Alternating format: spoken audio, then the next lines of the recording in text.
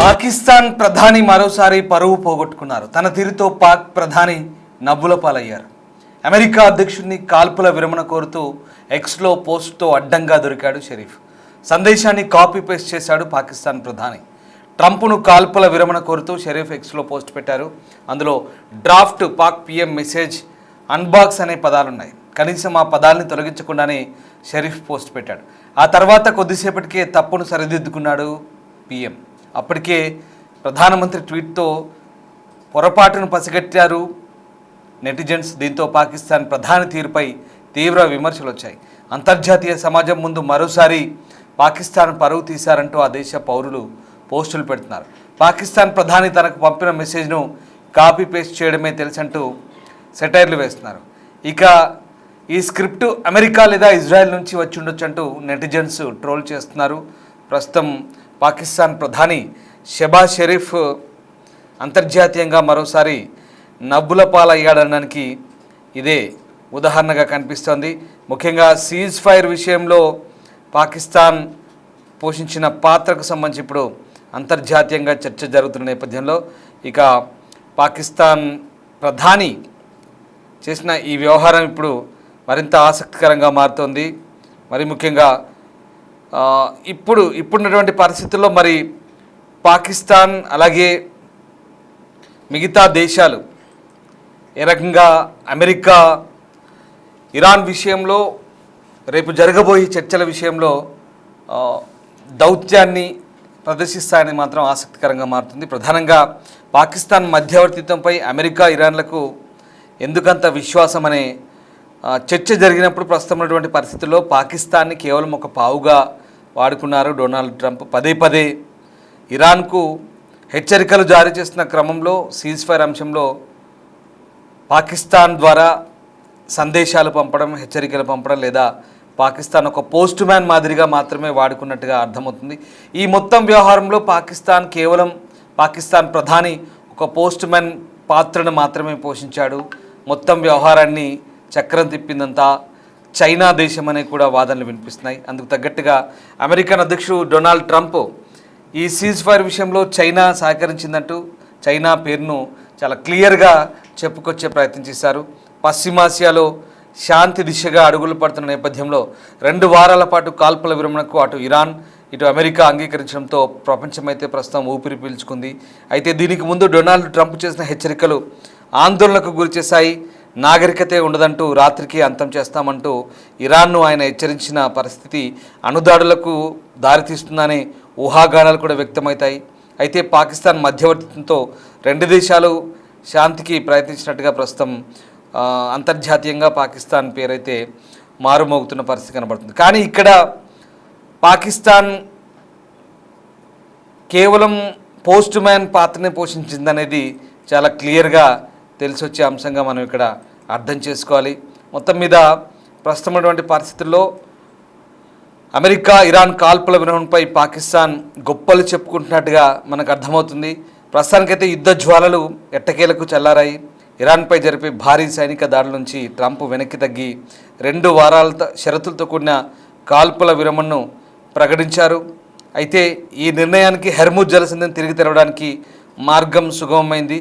ఈ మొత్తం వ్యవహారంలో ఈ కాల్పుల విరమణకు పాకిస్తాన్ ప్రధాని షరీఫ్ అలాగే ఫీల్డ్ మార్షల్ మునీర్ క్రెడిట్ తీసుకుంటున్నారు. అయితే కాల్పుల విరమణకు అంగీకరించేలా ఇరాన్ను ఒప్పించడంలో చైనా కీలక పాత్ర పోషించిందనేది స్వయంగా డొనాల్డ్ ట్రంప్ నోటితో చెప్పడంతో ఇప్పుడు ఈ వ్యవహారం ఆసక్తికరంగా మారుతుంది. ఒక్కసారి అటు స్క్రీన్పై చూస్తే షెబాజ్ షరీఫ్ అమెరికా లేదా ఇజ్రాయెల్ దేశం పంపిన మెసేజ్లనే కాపీ పేస్ట్ చేశాడంటూ డ్రాఫ్ట్ పాకిస్తాన్ పిఎం అంటూ పెట్టినటువంటి పోస్టులు అవి మనకు చూడొచ్చు. Pakistan's PM message on X అంటూ ఆ డ్రాఫ్ట్తో సహా వచ్చింది. అలాగే ఆ మొత్తం వ్యవహారాలన్నీ కూడా కాపీ పేస్ట్ చేసి వాళ్ళు ఫార్వర్డ్ చేసిన మెసేజ్ని తన పోస్టులుగా పెట్టుకున్నట్టుగా మనకు క్లియర్గా అర్థమవుతుంది. కనీసం ఈ పోస్టు పెట్టే ముందు పాకిస్తాన్ ప్రధానమంత్రి కార్యాలయం కానీ లేదా పాకిస్తాన్ ప్రధాని కానీ ఒక్కసారి క్రాస్ చెక్ కూడా చేసుకోలేదనే వ్యవహారం హాస్యాస్పదంగా మారుతోంది. దీంతో ప్రస్తుతం ఈ వ్యవహారం భారత ఉపఖండంలో అంతెందుకు ప్రపంచమంతా కూడా ప్రస్తుతం ఈ వ్యవహారం ఆసక్తికర చర్చకు దారితీస్తుంది. ఇక ఈ మొత్తం ఎపిసోడ్లో ఇప్పటివరకు చైనా చాలా కీలకంగా ఉంది. చైనాకు చెందిన విదేశాంగ శాఖ ఆ రాత్రి అంటే నిన్న రాత్రి పశ్చిమ దేశాలతో అలాగే పశ్చిమ ఆసియా దేశాలతో అంటే గల్ఫ్ దేశాలతో అమెరికాతో లేదా ఇరాన్తో కానీ మిగతా దేశాలతో కానీ దాదాపు 26 ఫోన్ కాల్స్ మాట్లాడినట్టుగా వార్తలు వస్తున్నాయి. ఆయా దేశాలను ఒప్పించేందుకు చైనా విదేశాంగ శాఖ చాలా కీలక పాత్ర పోషించిందనే వార్తలు కూడా వస్తున్నాయి. సో మొత్తం మీద ఇక్కడ షరతులతో కూడిన విరామం అయితే దొరికింది.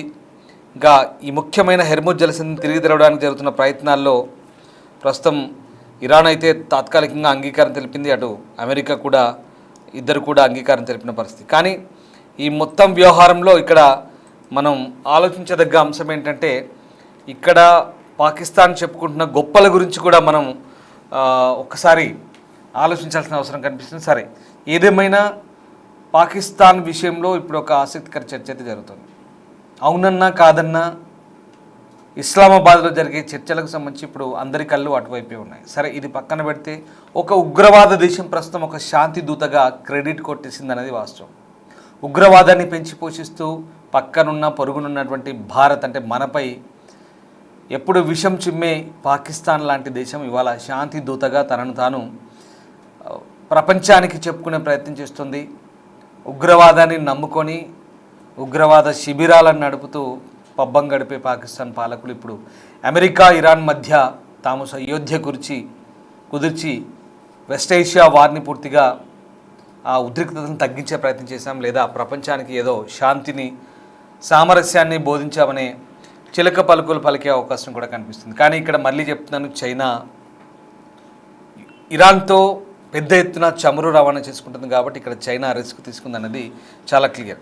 సరే, ఇక ఈ నేపథ్యంలో ఇప్పుడు పాకిస్తాన్ శాంతి దూతానే ప్రపంచాన్ని మూడో ప్రపంచ యుద్ధం నుంచి గట్టెక్కించిన దేశం అంటూ అంతర్జాతీయ మీడియా కూడా అంటే గల్ఫ్ ప్రాంతం నుంచి కొన్ని సంస్థలు ఇలాంటి వార్తలు ప్రసారం చేస్తున్నాయి. ఇరాన్ అమెరికా మధ్య పాకిస్తాన్ మధ్యవర్తిత్వం విజయవంతం చేసిందంటూ ప్రశంసలు కూడా కురిపిస్తున్నాయి. సో ఈ నేపథ్యంలో పాకిస్తాన్ మధ్యవర్తిత్వం పాకిస్తాన్కు తీసుకువచ్చిన ఒక కీలక ప్రతిపాదనకు తాను అంగీకరించినట్లు ట్రంప్ తన social media platform truth social ద్వారా ప్రకటించడం, ఇదంతా కూడా యుద్ధానికి బ్రేక్ పడ్డట్టుగా మనకు అర్థమవుతుంది. సో ఇక్కడ పాకిస్తాన్ దౌత్య విజయాన్ని సాధించినట్టుగా చెప్పుకుంటున్నారు. ఇటు ముస్లిం దేశంగా ఇరాన్కు, అటు మిత్రదేశంగా అమెరికాకు పాకిస్తాన్ సన్నిహితంగా మెలుగుతుండడంతో ఈ రెండు దేశాల మధ్య సయోధ్య కుదుర్చడం పాకిస్తాన్కు సులభమైందనే వాదనలు కూడా ప్రచారం చేసుకుంటున్నారు. సో కానీ దానికి ఇరాన్ ఈ 15 పాయింట్ల ప్లాన్ ఏదైతే ఉందో పాకిస్తాన్ ఇరాన్కు చెప్పినప్పుడు అది ప్రస్తుతం దానికి తొలుత ఇరాన్ ఒప్పుకున్నప్పటికీ కూడా తర్వాత డెడ్ లైన్ విధించడం, తర్వాత ఈ ఉద్రిక్తతలు పెరగడంతో ఒకసారిగా వ్యవహారం మళ్ళీ మొదటికి వచ్చింది. సో మొత్తం మీద ప్రస్తుతం ఉన్నటువంటి పరిస్థితుల్లో ఇటు టెహ్రాన్ను అటు వాషింగ్టన్ను ఒప్పించడంలో కీలక పాత్ర పోషించామంటూ పాకిస్తాన్ చెప్పుకుంటున్నప్పటికీ కూడా ఇక ప్రస్తుతం ఉన్న పరిస్థితుల్లో పాకిస్తాన్కు దాదాపు 900 కిలోమీటర్ల సరిహద్దు పంచుకున్నటువంటి ఇరాన్తో అక్కడ యుద్ధం జరిగితే శరణార్థుల సమస్య, అంతర్గత అస్థిరత ఏర్పడే ప్రమాదం ఉంది. అందుకే పాకిస్తాన్ తన ప్రయోజనాలు కూడా దృష్టిలో పెట్టుకొని యుద్ధాన్ని తాత్కాలికంగానైనా ఆపేందుకు, అలాగే ఆ దేశంలో ఉన్నటువంటి ప్రస్తుత పరిస్థితులు, ఆర్థిక ఇబ్బందులు లేదా సంక్షోభం నుంచి గట్టెక్కేందుకు చేస్తున్న ప్రయత్నాలుగా కూడా ప్రస్తుతం వార్తలు వినిపిస్తాయి. ఏదేమైనా మళ్ళీ చెప్తున్నాను, ఇస్లామాబాద్లో జరిగే చర్చలకు సంబంధించి 10వ తేదీన ప్రపంచ దృష్టి అంతా అక్కడే ఉండబోతుంది. ఎందుకంటే అక్కడ పాకిస్తాన్ ఇస్లామాబాద్ వేదికగా అమెరికా అలాగే ఇరాన్ మధ్య జరిగే చర్చలకు సంబంధించి ఇప్పుడు ఆసక్తికర పరిణామాలు చోటు చేసుకునే అవకాశం కనిపించింది. ఈ 2 వారాల కాల్పుల విరమణకు సంబంధించి అక్కడే కీలకమైన చర్చలు జరిగే అవకాశం కనిపిస్తోంది. బట్ ఇక్కడ మొదటి నుంచి కూడా డొనాల్డ్ ట్రంప్ పాకిస్తాన్ ఒక పావుగా, ఒక పోస్ట్ మ్యాన్ లాగా వాడుకుంటున్నారు అనేది వాస్తవం. సో ఆయన చెప్పదలుచుకుంది, ఆయన చేసే ప్రతిపాదనలు, బెదిరింపులు, మంచి చెడు ఏదైనా ఇరాన్కు చేరవేయాలంటే పాకిస్తాన్ లాంటి ఒక బంట్రోతు పాత్రను పోషించే, ఒక పోస్ట్ మ్యాన్ పాత్రను పోషించే పాకిస్తాన్ లాంటి బలహీన దేశాలను వాడుకొని ఇక్కడ ప్రయత్నాలు చేశారనేది సుస్పష్టం. కానీ ఈ మొత్తం వ్యవహారంలో పాకిస్తాన్ లాంటి ఉగ్రదేశం శాంతిదూతగా క్రెడిట్ కొట్టిందనేది కూడా అంతే వాస్తవం.